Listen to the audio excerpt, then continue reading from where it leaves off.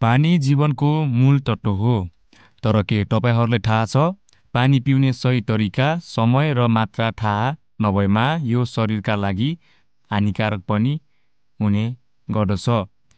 आजको भिडियोमा हामी कुरा गर्नेछौँ पानी पिउने सही तरिका र सही समयको बारेमा। पहिलो कुरा, बिहान उठ्ने बित्तिकै पानी पिउनुहोस्।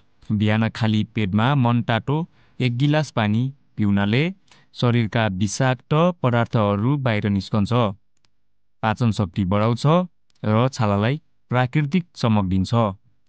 धेरैजसो मानिसहरू उठ्ने बित्तिकै चिया वा कफी खाने गर्दछन्, तर यो गलत हो, किनभने यसले शरीरलाई डिहाइड्रेट बनाउँछ र शरीरलाई हानिकारक पनि गर्ने गर्दछ। दोस्रो कुरा, खाना खानु अघि र पछि पानी पिउने समय।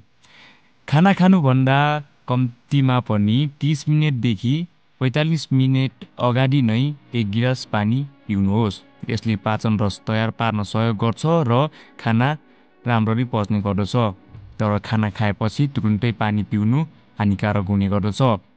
कम्तीमा 45 मिनेट वा आधी घन्टा पछि मात्र पानी पिउन सक्नुहुनेछ।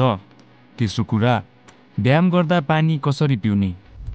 व्यायाम गर्दा शरीरबाट पसिनासँगै पानी घुम्छ, त्यसैले व्यायाम अघि 1 गिलास पानी, व्यायामको बीचमा थोरै थोरै र व्यायामपछि 1 वा 2 गिलास पानी पिउनु सर्वोत्तम हुन्छ।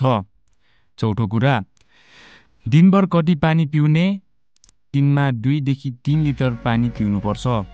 तर यो तपाईँको तौल, मौसम र कार्यअनुसार फरक पर्न सक्छ। पाँचौं नम्बरमा रहेको छ राति सुत्नु अघि पानी पिउनु।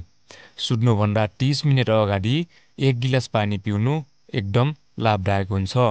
यो हृदयघातको जोखिम घटाउँछ र निद्रा राम्रो दिन्छ। तर धेरै पानी पिउनाले हामीलाई निद्रामा असर पर्न सक्छ, किनभने धेरै पानी पिउनाले हामीलाई धेरै पटक पिसाब आउने जस्ता समस्याहरू हुने गर्दछ। अब कुरा गरौँ पानी पिउने सही तरिका के हो त? एकैचोटि धेरै पानी नपिउनुहोस्। बिस्तारै साससँगै थोरै थोरै गरेर पानी पिउनुहोस्। यसरी पिउँदा शरीरलाई एकदम धेरै फाइदा हुने गर्दछ। यो थियो तपाईँहरूको लागि पानी पिउने तरिकाहरू। तपाईँहरूले यस्तै खालको भिडियोहरू हेर्न मन छ र आफूलाई हेल्दी बनाउन चाहने मन छ भने यस च्यानललाई सब्स्क्राइब